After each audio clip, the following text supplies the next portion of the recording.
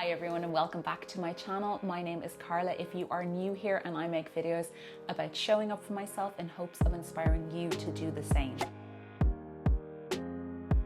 In today's video, I am going to be answering your questions about self-compassion and self-kindness during a weight loss journey. I lost 183 pounds and I have been successfully maintaining my weight loss for over a year now, and I do believe that that is down to this journey coming from a place of self-compassion and kindness. I'll leave a link up here if you guys would like to check out my full weight loss video about how I lost weight, but I'll also leave a link up here and down. Everything's down in the description box as well. It's just a little arrow beside my name. It might say more depending on what you're watching this on, but I'll have there the self-compassion series that I have been creating, and there's a couple of bits and tools that might help you. So guys, without further ado, I'm going to get in and answer your questions about self-compassion during weight loss. And my gosh, did you guys have some good questions. So Joanne asks, knowing when I need to practice self-compassion and giving myself a kick in the butt, I'm getting better. Thank you. So first of all, Joanne, I don't know if that's necessarily a question, but there's just a comment that I want to give on this. Please be kind to yourself. I mentioned it in one of the previous videos about how we speak to ourselves, and we are the people who speak to ourselves most. It is us whose voice we hear the loudest, the most constant, most likely. And we talk to ourselves all the time, and not in like a crazy way, like running down the street, chatting to ourselves, although sometimes I have been known to do that. We are constantly having the self-narrative. So if you're saying to yourself, I need a kick in the butt, you're actually coming from a negative place. So focusing on, okay, I need to be more compassionate. Let's reframe that. So this is what I talked about before. So we're reframing our thinking. I would like to be more compassionate to myself. Instead of a kick up the butt, today I think I will try to prioritize less negative speak to myself and see how that goes. Instead of I want to get myself a kick in the butt, it's I'm choosing to be more compassionate to myself today. So we can make that choice to do so. Can you have too much self-compassion that might stop you from losing weight? I don't think you can have too much self-compassion, but I think you can use self-compassion as a guise, as an excuse to cheat or to not do the things that you need to do. Self-compassion isn't about saying yes to everything. It's about being our own parent or our own best friend and our own cheerleader. In the case of a weight loss journey, I like to see it as a kind parent. So instead of saying, yes to every single thing. So for example, I might go into town on a Thursday morning and I go to Cafe Nero. And in Cafe Nero, they have really delicious vegan croissants. And instead of saying yes to that vegan croissant every time, I might think to myself, okay, do I really need this? Is this something that I actually want or need, or am I just having it because of the sake of it? And sometimes I will have it and sometimes I won't. And it's about really questioning ourselves kindly, not giving pressure to ourselves and not, going, you can't have that, you're too fat. That is not being self-compassionate. Self-compassion is being, okay, do you really need that? It's about being honest with yourself, and rigorous self-honesty, I believe, is a part of self-compassion, and having a chat with yourself and going, that's not going to help you in this situation, is it? And it's about having that because you're not doing it from a negative standpoint. You're not saying, you don't deserve this, you can't eat. It's more along the lines of, I don't think we need that today, do we? That's probably not going to bring us closer to our goal. It's going to end up causing more issues because, our feeling of achievement, our feeling of doing the best that we can do is going to suffer if we have that. So it's actually not about giving in to yourself. It's about parenting yourself, but in a kind way. And I understand that a lot of people don't have good relationships with their parents. So maybe it might be an aunt, maybe it might be your best friend, something like that, kind of picturing that within a person to say, okay, no, this isn't right for me. This isn't actually going to help me. Maybe a parent wasn't that person for you. And instead of berating yourself or judging yourself, it's giving yourself the opportunity to just be a little kinder, just take a little step back for a second and go, okay, no, actually, I don't think I need this today. Mrs. Ruckman asked how to handle pregnancy after weight loss. Don't want to gain again. First of all, Mrs. Ruckman, congratulations on your pregnancy. What a wonderful time. I understand. I reached my goal weight and I got pregnant straight after. This is where self-compassion comes in majorly, because it is very challenging to see the scales going up while we have just lost weight, and it can be triggering, it can be very stressful, and I do believe for me it was quite stressful. It was stressful, but I was able to manage it through self-compassion and through understanding. So for me, the only thing I can say is what I did, especially with pregnancy, is that I had to chat with myself in a nice way. And one of the things that I think really helps with self-compassion is acceptance and learning where we are. We are supposed to put on weight when we are pregnant. That is fact. We are supposed to gain weight. And in fact, if we're not gaining weight, the hospital or your care providers will probably be quite concerned. So it's acceptance. So, okay, I am going to put on weight when I am pregnant. That is the first step. That's okay. There's your acceptance. That is okay, because my body knows what it needs to do and it is growing a human. Self-compassion comes in, and that rigorous self-honesty comes in when we, like the last lady asked, when we don't use pregnancy as an excuse to go wild. That whole adage of eating for two that doesn't exist anymore. They really don't recommend that we do that. Instead, what we are doing is feeding our bodies, listening to our bodies, and understanding that our bodies are doing the best for us and they're helping us to grow a human life. And honestly, I know it can be stressful, but understanding and accepting that this is so much more important than our weight.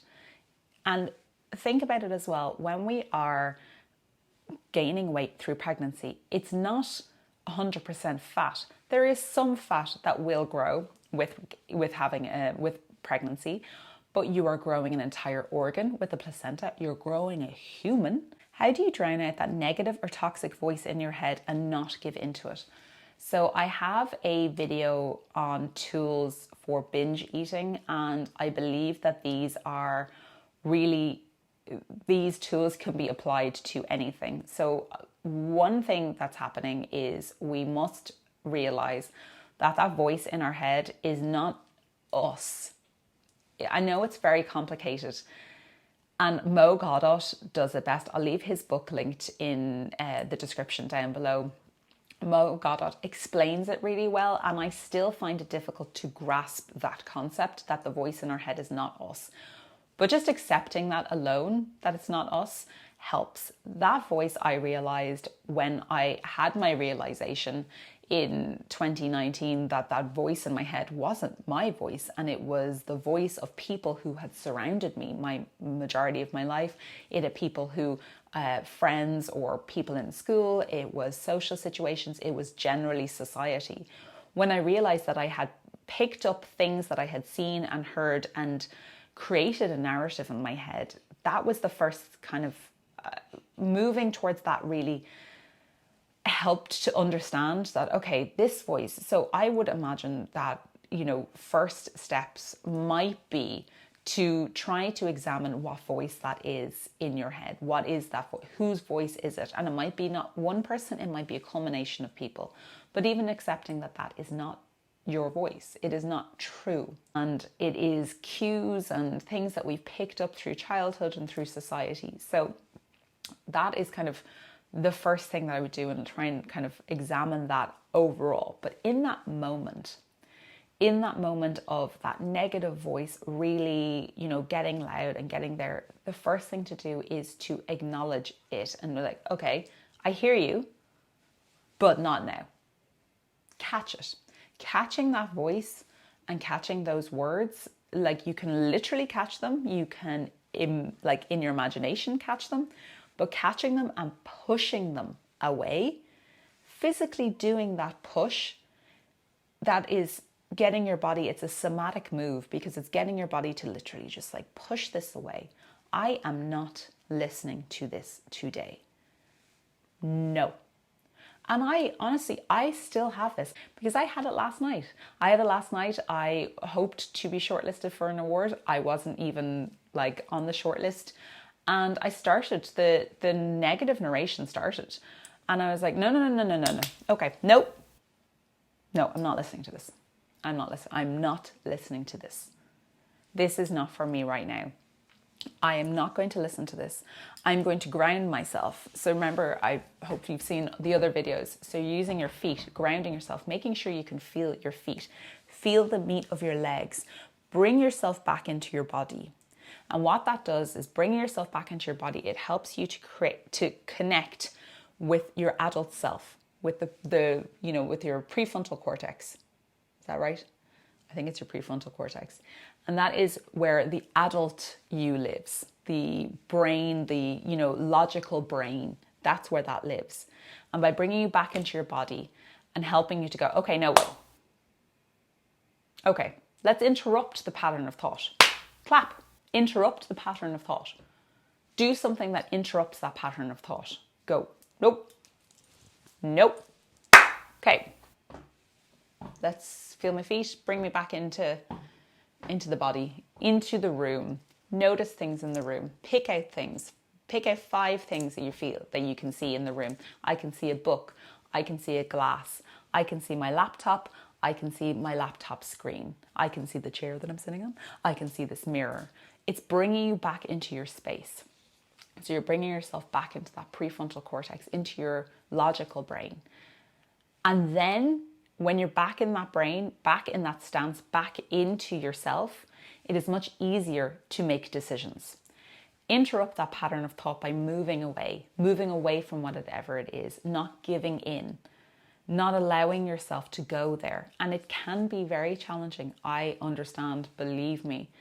But the more you practice it, the easier it will become, because it is a practice. This is a practice. As I said yesterday, I had the same thing. I was like, going down the negative spiral of, oh, you're not good enough, blah, blah, blah. And then I was like, no.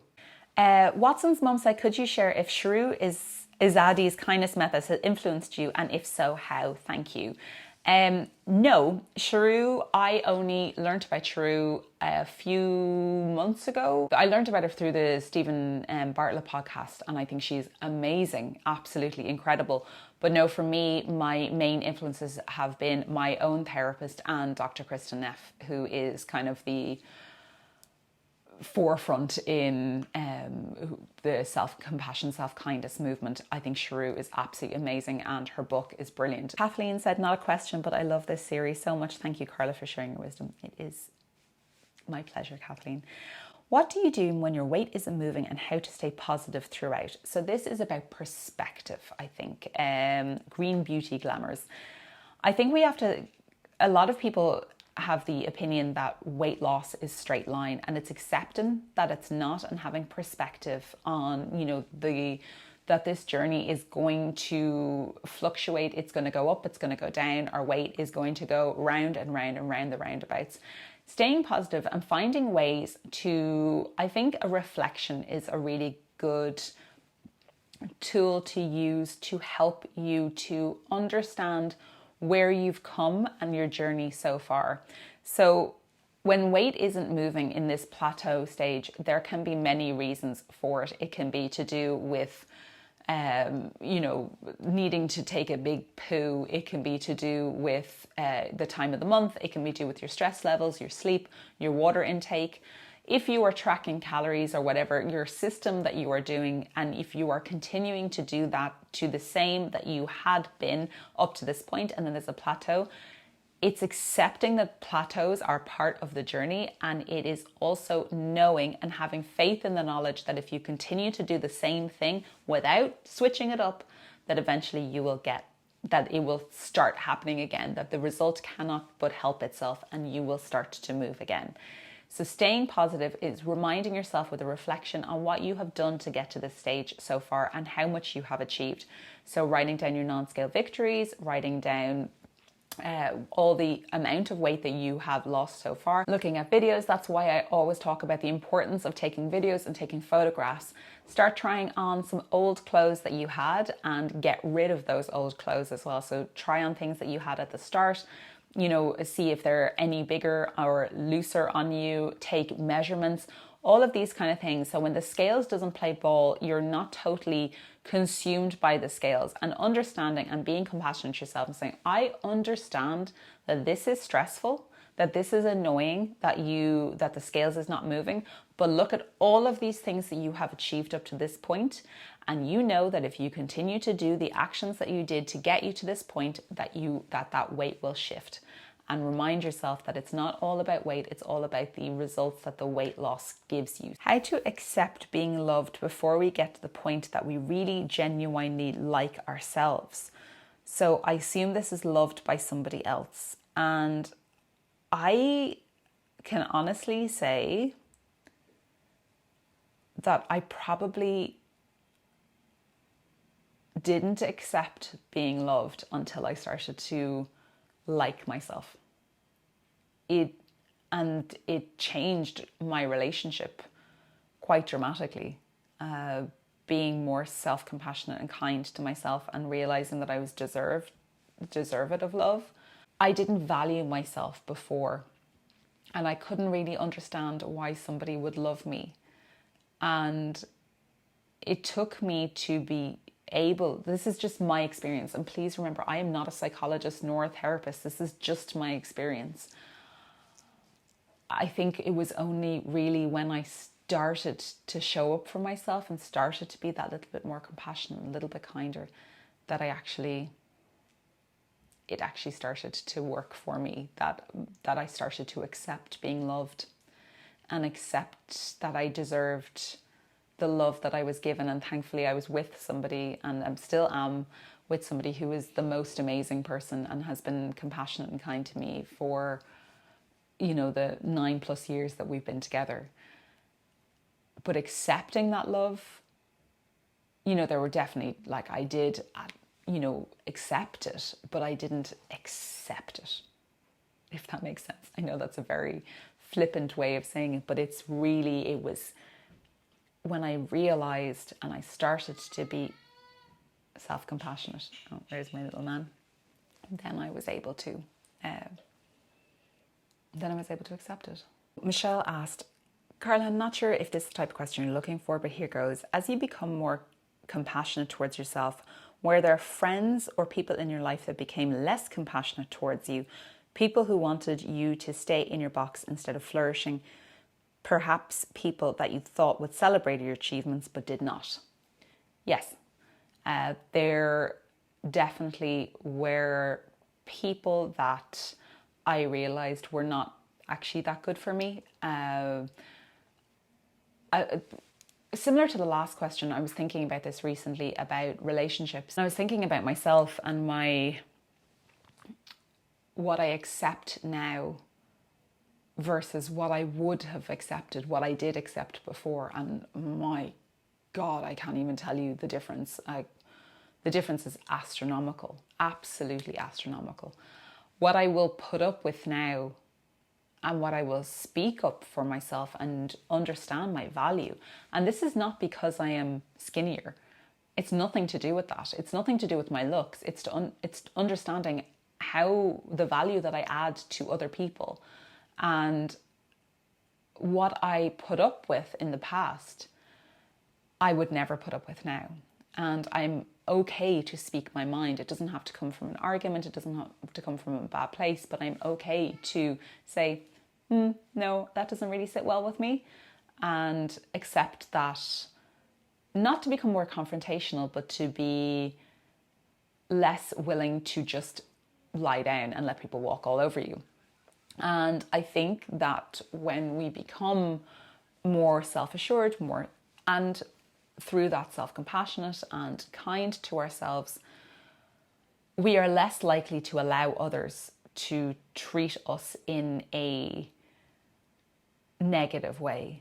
And there are definitely people I have lost touch with a number of people. It's similar actually. When I gave up alcohol, I lost a lot of people in my life. And I think it's because sometimes what happens as well is that when we start to treat ourselves in one way, that's different to the way that we have treated ourselves our whole lives, or for that relationship that you've had with somebody, or the length of time that you've been friends or in a relationship with somebody, or even just acquaintance with somebody. They have a perception of you, as we do of everyone that's around us, that fits into a box. And when we start to move out of that box and start to change and start to grow and whatever it might be, or shrink or grow, the perception that can end up holding up a mirror to a person and reflecting back maybe decisions that they have thought about themselves, or, you know, places or their place in something, or, you know, it can change their perceptions. And holding a mirror up to somebody can cause them to change, to grow, or it can cause them to get angry, to be upset, to be uncomfortable with that situation. I like to think of that saying, people are in your lives for a reason, a season, or a lifetime. And the majority of people that are in my life now are for a lifetime. I think when you become more self-compassionate, you become more self-assured in your resolve and who you are. And in doing so, the opinions of others and the jibes of others, you put less weight on them, and you're willing to put up with less. And I think that self-compassion is also about acknowledging that with other people and saying, I'm not going to put up with this, you know, and that's rigorous self-honesty as well, saying like, this doesn't work for me anymore. You know, this is not a relationship that I'm willing to continue with. And you don't have to do a big, massive breakup or anything. And you don't have to call people out. You can just float on your own way. And that's okay. It's okay. You don't have to be friends with people, the same people, your whole life, you know. And actually, I will say that I was very sure, you know, when I was younger, I was very worried about having like quite a few, like only a few number of friends. And I've actually made a lot of friends in the last 2 years because of my self-compassion and my self-value. I've actually made a lot of friends, and some of them are like, I can't believe, you know, like I speak to, like you guys know Kirsty, I speak to her every single day. So, you know, like I can't believe in my late 30s, I met an amazing friend who I know will be a friend for life. Guys, I'm actually going to end this video here because I've been talking for half an hour and I have so many more questions to answer. So I think what we will do is we will do a part 2 because, you know, she loves a part 2-er. So I think I'll end this video now. If you've made it to the end of the video, please leave me 4 hearts this time, color of your choosing, or 4 X's if you are not on something that has emojis. Please make sure you subscribe and turn on the notifications so you never miss a video. Hopefully, if I didn't get to your question today, I will get to it in part 2, which will probably be in 2 weeks. And check out the other videos in the self-compassion series if you haven't seen them yet. And I'll love you and leave you. Please don't forget to show up for yourself. Bye, guys.